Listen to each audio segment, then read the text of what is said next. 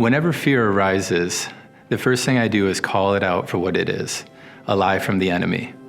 Because fear does not come from Jesus. We hear time and time again in the gospel, "Do not fear, I am with you." So just as our faith is rooted in Jesus, fear is rooted in a lie. Fear is rooted in the world, and the world is incredible at manufacturing fears.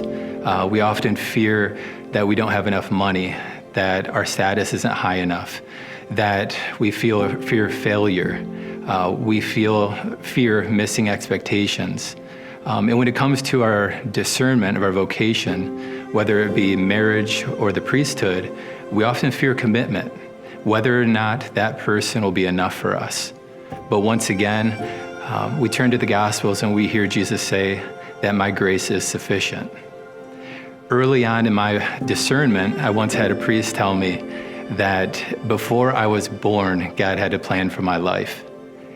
And when I meditate upon that truth, I can't help but laugh about how not in control I am of my own life.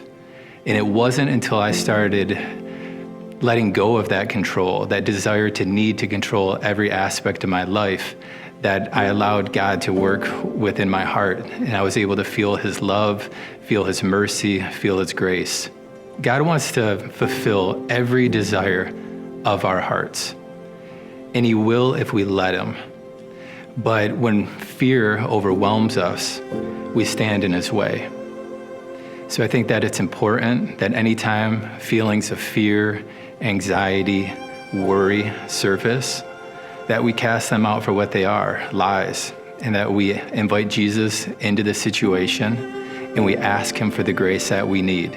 And if we do, He'll give us grace beyond our imagination. He'll give us supernatural grace to overcome any adversity in any situation. We just have to place all of our trust in Jesus.